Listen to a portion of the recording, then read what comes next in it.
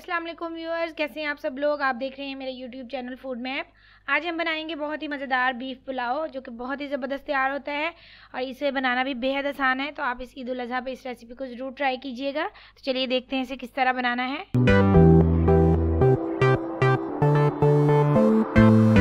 पुलाव बनाने के लिए हमने लिए हैं 2 गिलास चावल, जो कि 750 ग्राम बनते हैं।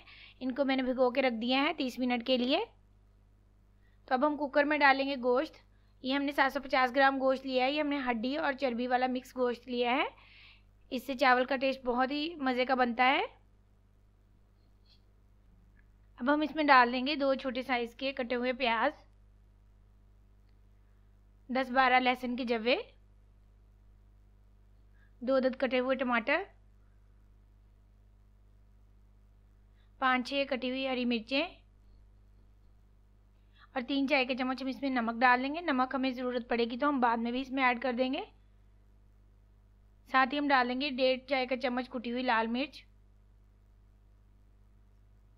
अब हम इसमें डाल देंगे 4 गिलास पानी। हमने जितने चावल लिए हैं उससे हमने डबल पानी इसमें डालना है।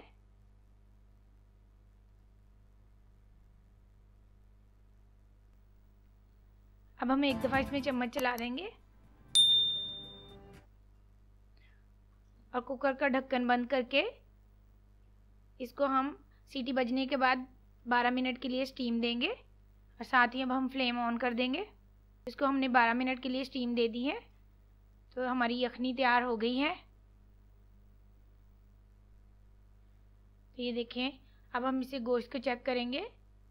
मैं एक फोक की मदद से इसको चेक करूँगी क्योंकि ये बहुत ही गर्म है। तो गोश्त हमारा गल चुका है। अब हम इसे छान लेंगे और यखनी और गोश्त को अलग अलग कर लेंगे। तो यहाँ हमने लिया है आधा कप ऑयल और इसमें हमने एक छोटे साइज़ का प्याज डाल दिया था। अब हम इसको ब्राउन करेंगे। हमने ज़्यादा प्याज नहीं डालना क्योंकि हमने यखनी में भी प्याज डाल दिया था। तो प्याज हमारा ब्राउन हो चुका है। अब हम इसमें गोश्त डाल देंगे जो हमने गला के रखा हुआ था और इसको 1 से 2 मिनट के लिए अच्छी तरह भून लेंगे।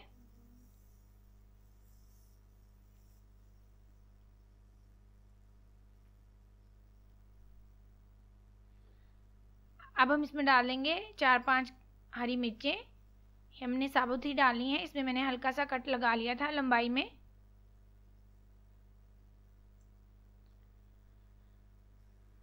तो अब हम इसमें डाल देंगे आधा चाय का चम्मच पिसी हुई काली मिर्च, 1 खाने का चम्मच कुटा हुआ अदरक। अदरक हम चावलों में भूनते हुए एंड पे ही डालेंगे। इससे इसका फ्लेवर बहुत ही अच्छा लगता है चावलों में और इसकी खुशबू भी बहुत ही अच्छी आती है। इसको अब हम हल्का सा भून लेंगे।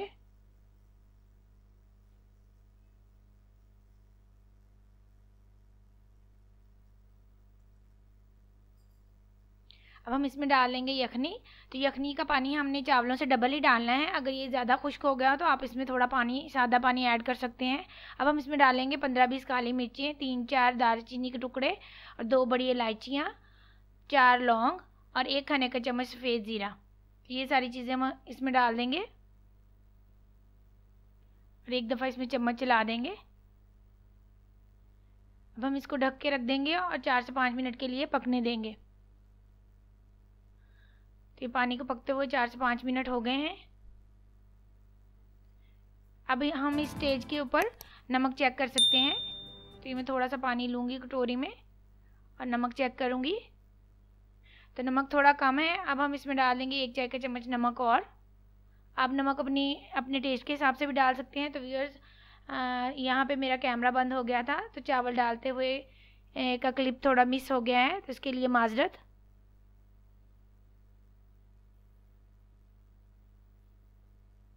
अब हम इसको एक दफ़ा हिला देंगे और ढक के रख देंगे मीडियम फ्लेम के ऊपर।